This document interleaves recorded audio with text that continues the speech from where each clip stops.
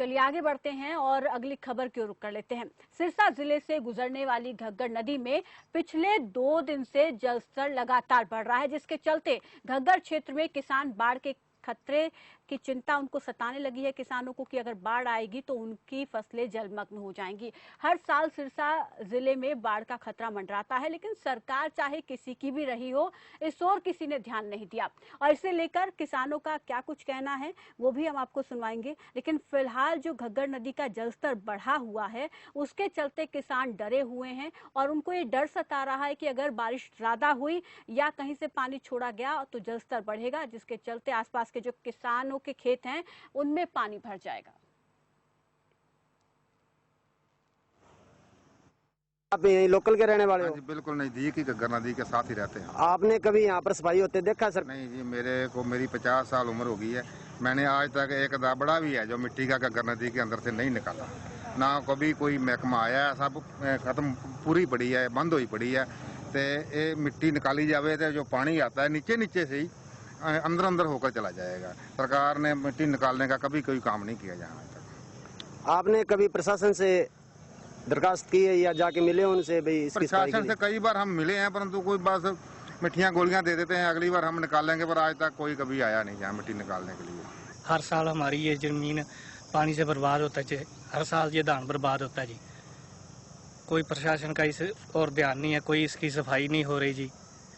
अगर ये 20-20 फुट जितनी जगह है घग्गर के अंदर, इसकी खुदाई हो जाए तो जमीन का वाटर लेवल भी ऊपर आए, किसानों की ये फसलें बर्बाद होने से बच जाएं। हम देख रहे हैं कि बहुत लंबे समय से ये जो घग्गर नदी की धार है इसकी खुदाई नहीं हुई, और खुदाई नहीं होने के कारण जो थोड़ा सा ही पानी आया है तो ये जो धार से बाहर आ जाएगा, और बाहर है किसानों की माल की जमीन।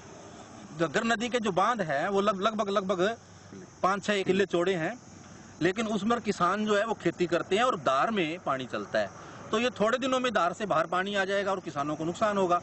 और अगर वहां भी पानी ना समा पाया तो ये मानो कि ये इसके बांध टूटता, और पिछली बार 2-3 साल पहले भी यहाँ बहुत बड़ा नुकसान हुआ था।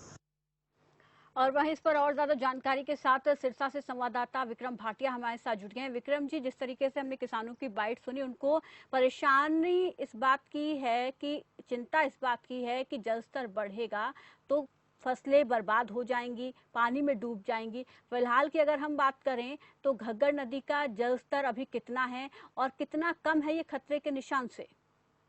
जी बिल्कुल, सबसे पहले तो ये बताना चाहूंगा, जो सिरसा जिले से घग्गर नदी होकर गुजरती है, ये चंडीगढ़ से निकलती है और सिरसा होते हुए राजस्थान की तरफ जाती है। यहाँ O2 हेड यहाँ बनाया गया है, पानी को जो है यही रोका जाता है। लेकिन पिछले काफी सालों से जो किसान है इसी पानी पर आधारित है और अपने फसलों की सिंचाई करते हैं।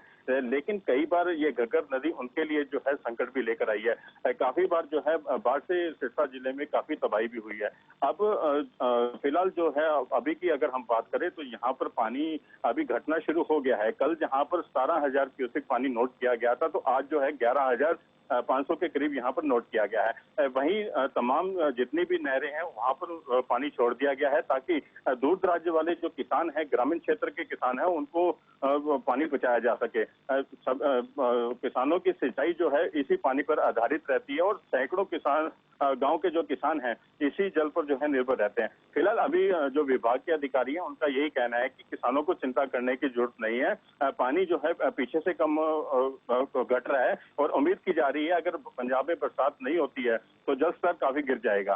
जी, तो जल स्तर थोड़ा अभी कम हुआ है, लेकिन अगर हम देखें मौसम विभाग की तरफ से जो अनुमान लगाया गया है बारिश होने का, उस हिसाब से तो क्या यहाँ पर उस हिसाब से तैयारी की गई है घग्गर नदी के जो जिम्मेदार अधिकारी हैं उनकी तरफ से? और साथ ही साथ अगर आगे भी जलस्तर बढ़ेगा तो क्या दोबारा से पानी को छोड़ दिया जाएगा? और क्योंकि किसान परेशान है तो इसको लेकर क्या किसानों को जानकारी दे दी गई है?